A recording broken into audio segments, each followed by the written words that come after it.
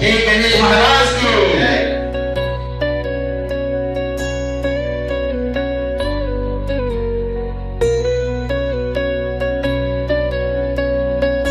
जय गणेश महाराज की जय गणेश महाराज की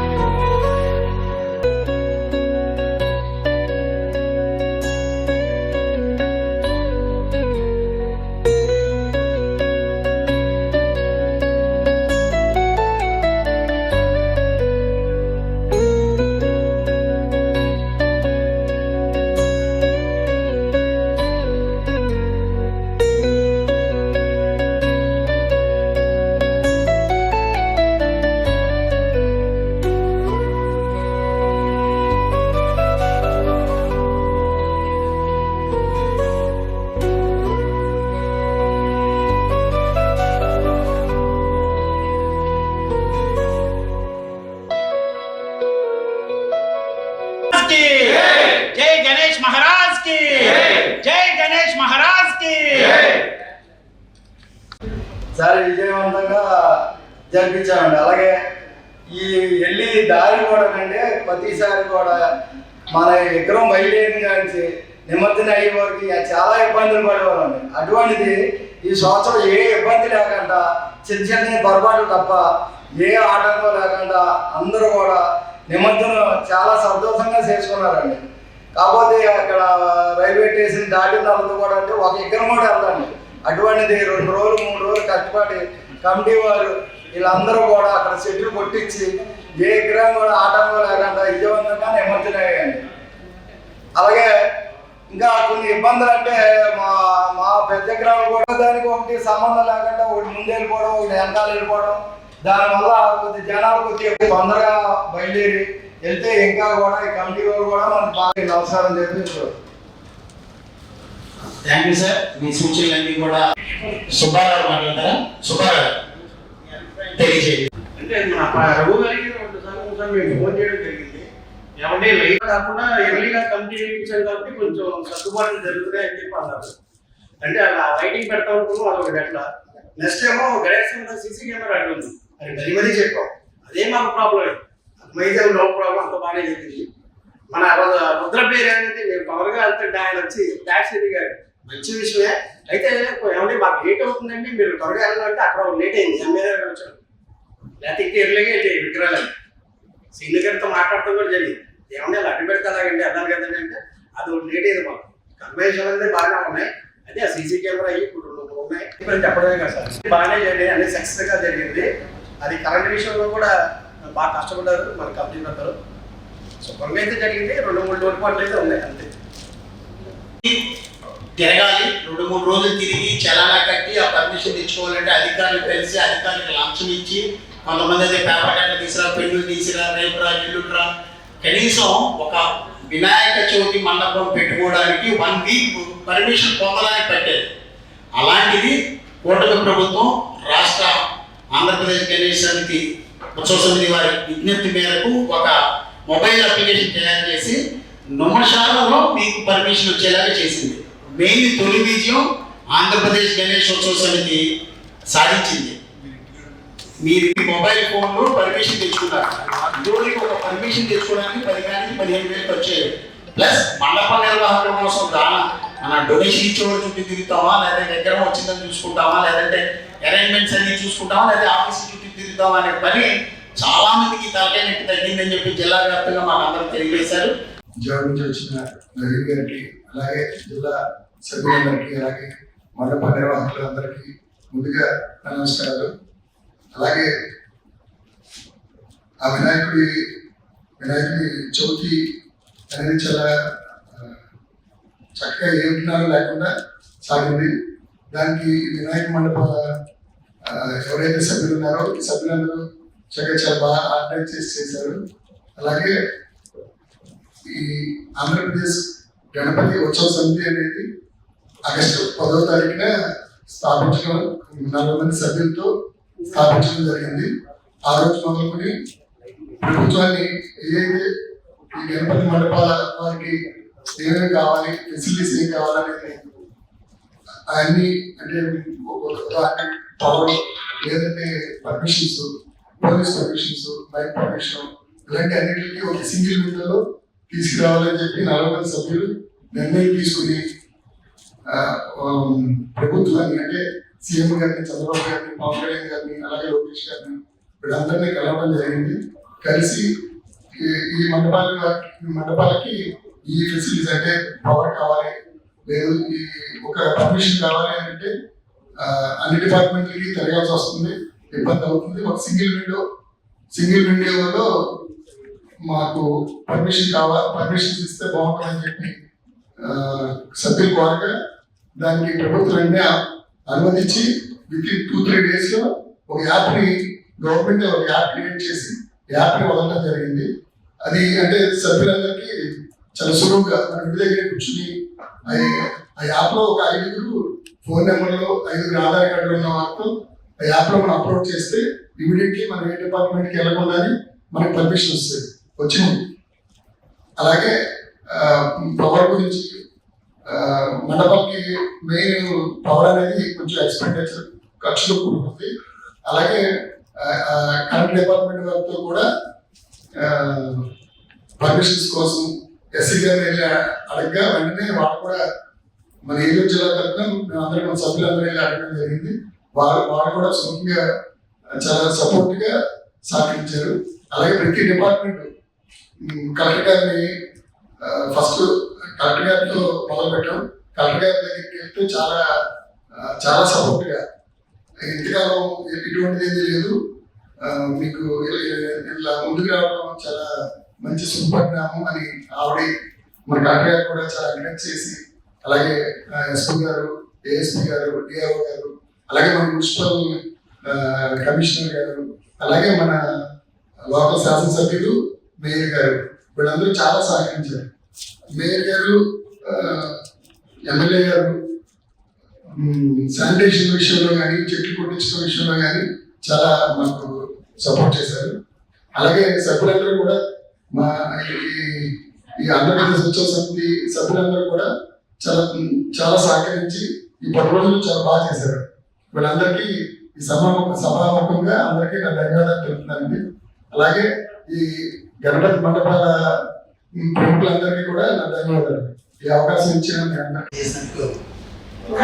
ధన్యవాదాలు తెలియజేసుకుంటూ ఆంధ్రప్రదేశ్ గణేష్ ఉత్సవ సమితి జై గణేష్ మహారాజ్ ఏదైతే ఏర్పడిందో మూలదృష్టి మొక్కరాజు రంగరాజు గారు, అధ్యక్షులు చలసాని ఆంజనేయులు గారు, ప్రధాన కార్యదర్శి వినాద్ గారు, వీళ్ళందరూ కృషి వల్ల అతి త్వరగా కొద్ది రోజుల్లో ఆర్గనైజ్ చేసి మనందరినీ ఉత్తేజపరిచి ఈ గణేష్ ఉత్సవాలు బ్రహ్మాండంగా జరిపించారు. వాళ్ళందరికీ నేను ముందు ధన్యవాదాలు తెలుపుకుంటున్నాను.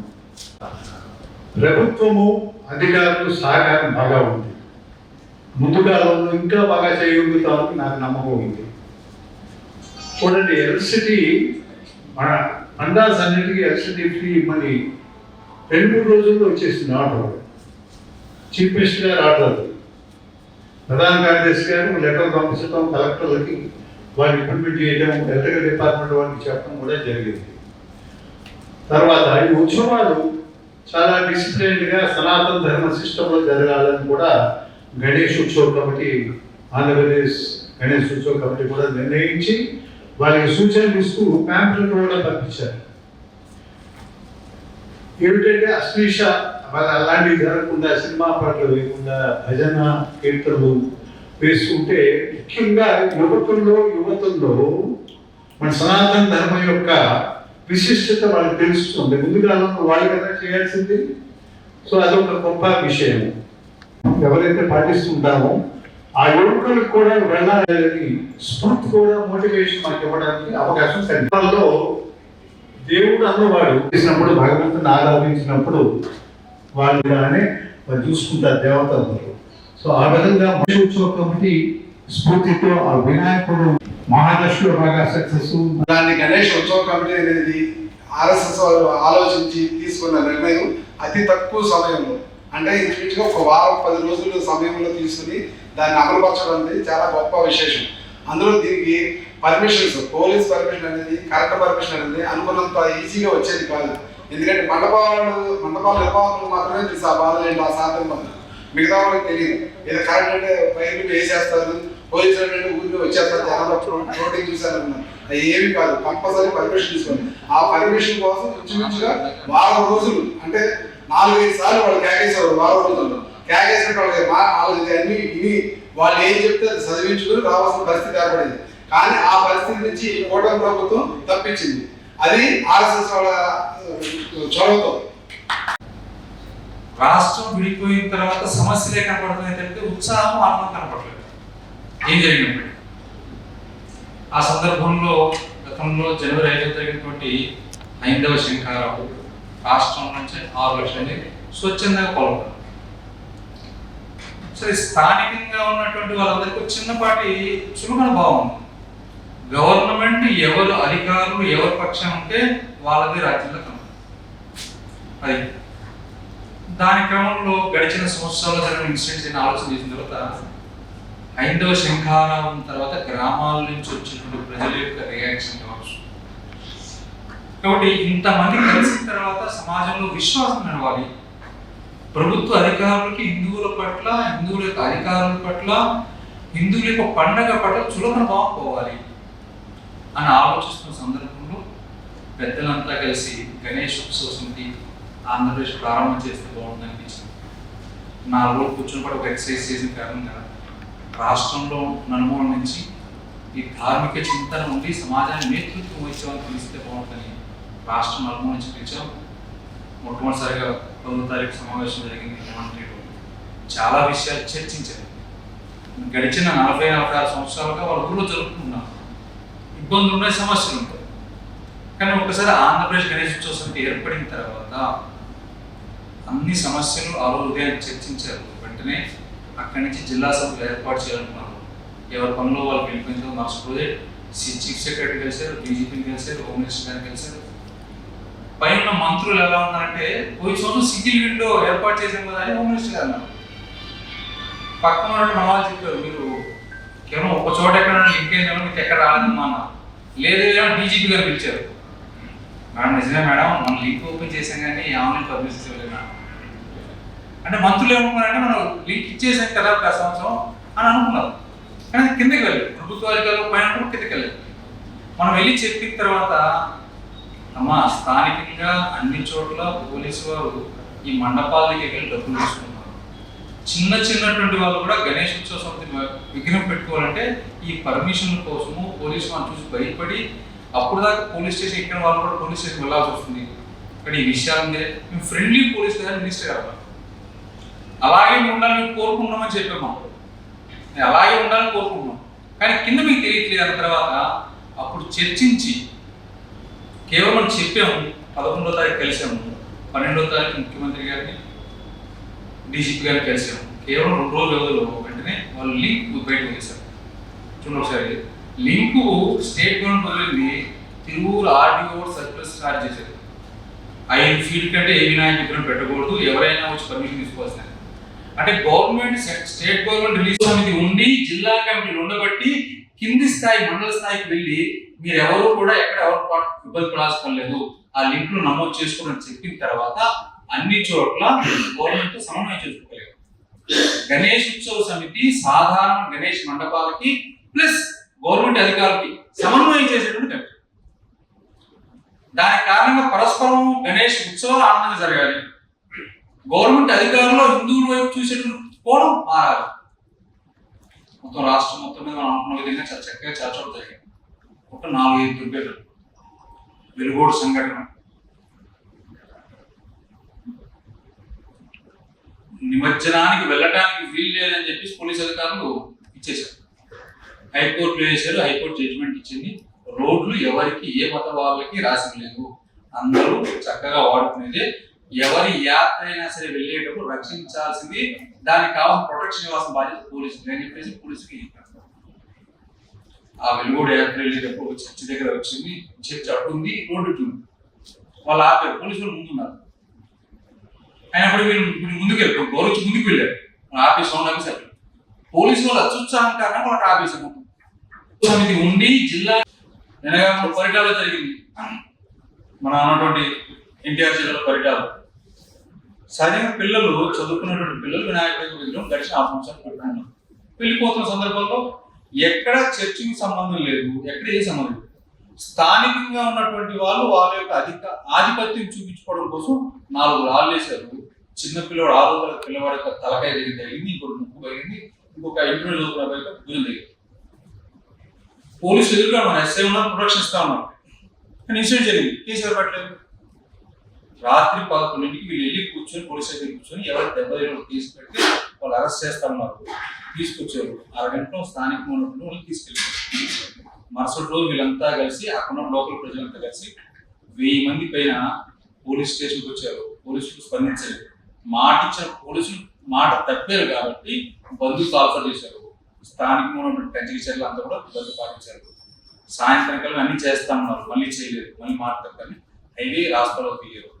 హైవే రాస్తాలో 10 కిలోమీటర్లు నిలిచిపోయిన తర్వాత అప్పుడు డిఎస్పీ నా చేతి పరిధిలో అంటే సిపి గారు ఫోన్ చేసి నేను చూస్తాననే దాకా బయటకు ఎక్కడైతే ఉత్సవాలు జరుపుకున్నట్టు భరోసా వచ్చింది. మనకంటూ గణేష్ ఉత్సవ సమితి అనేది ఎటువంటి ఇబ్బందులు ఉన్నప్పటికీ అధికారులకి మనకి సమన్వయం చేస్తారు.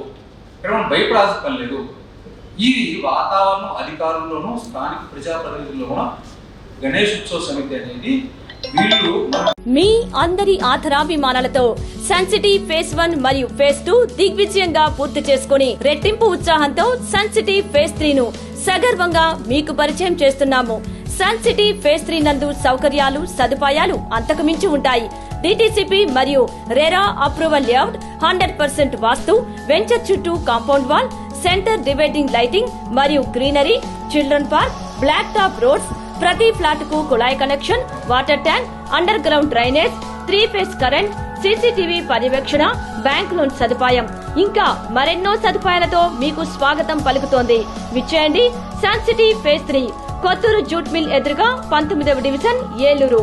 మీ ఆకుల శ్రీనివాస్. ఫోన్ 9848233117 మరియు 9848155544.